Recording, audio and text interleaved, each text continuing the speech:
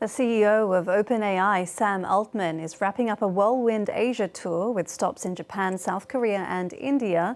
The entrepreneur is also reportedly planning to visit the United Arab Emirates this week. It's part of an apparent effort to build alliances to counter the impressive progress of Chinese competitor DeepSeek.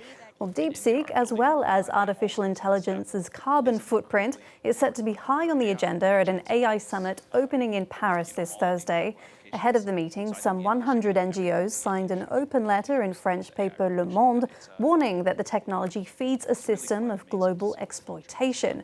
Well, for more on this, we can bring in Damini Satija, head of the Algorithmic Accountability Lab and interim director at Amnesty Tech. Thank you very much for speaking to us on France 24. Thank you, Carys. What is the message that you want to get across to world leaders? Of course. So next week, as you've said, is the Paris AI Summit. This is a moment at which global leaders and tech executives are gathering to discuss artificial intelligence, and in particular, how to regulate artificial intelligence.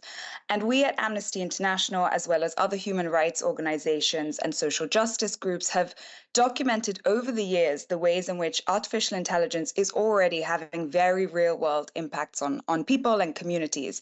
And so the message we really want to get across in time for the summit next week is that discussions on regulation have to center these issues, the human rights issues and the social justice issues. So far, the debate around AI regulation has very much centered on corporate interest, on ideas around profit, productivity gains, and it's time that we make that discussion much more representative and inclusive of all the harms, whether that's environmental, as already mentioned, whether that's the ways in which artificial intelligence is dictating who's able to access healthcare, access employment, access benefits. And in order to do that, the discussions that happen at the AI Summit also have to bring all of the voices to the table and not just the voices of corporate power or state power. And what about the fears of AI being used by repressive government regimes? I mean, if the international community is already struggling to stop these governments from using other means of repression, how can we stop the dangers linked to AI? Absolutely. As you say, that there are many forms of repression, and AI is often a tool in those contexts. And again, we as Amnesty International, but other organizations as well, have looked at AI in the context of policing, in migration, and in enforcing migration policies at borders, in the distribution of welfare, and increasingly in military contexts. And in each of those areas, it's critical that regulation is in place, that regulation doesn't have loopholes in it to allow for those uses of artificial intelligence. So, for instance, with the EU's Artificial Intelligence Act, which is one of the world's first regulatory efforts for AI, we saw that there were significant loopholes that allowed governments to use artificial intelligence in those ways. So we're calling for those loopholes to not be a part of artificial intelligence regulation. There are other demands we have for and key calls for how AI should be regulated that we believe will adequately prevent from the harms that you've outlined, and that will put human rights at the center of regulation. So that includes areas and mechanisms around transparency. So individuals and communities who are impacted by AI are able to understand how decisions were made about them using AI systems. We also believe it's critical that transparency into AI isn't offered for transparency's sake, and it's an accountability mechanism, so it can be used for justice, access to justice, and that communities who are impacted can use it to access remedy. We call for human rights-driven impact assessments on all AI systems, clear red lines in regulation, so prohibitions around AI systems that can be used in rights-violating ways or repressive ways.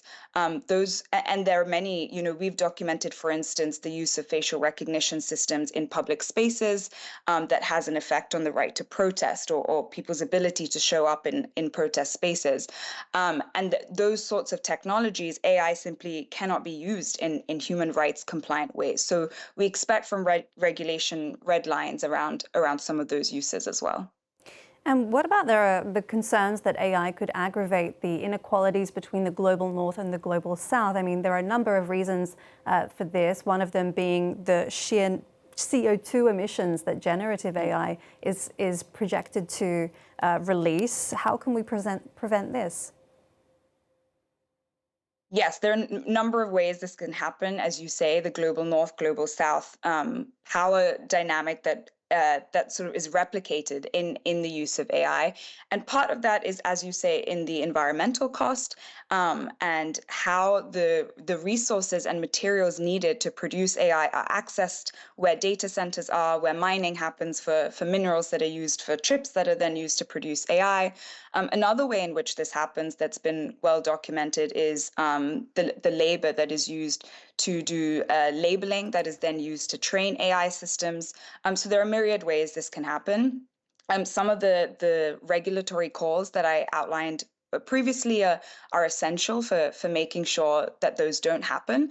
And then the other piece, as I said, is that these regulatory conversations, such as the AI summit in Paris, which is happening next week, have to be globally inclusive.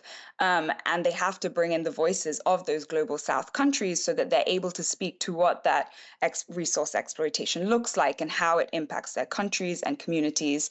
And so far, while some civil society will be present at the Paris AI Summit next week, we've identified that it's an inadequate level to ensure that all the voices and, as you say, the concerns of the global South are truly represented in that forum.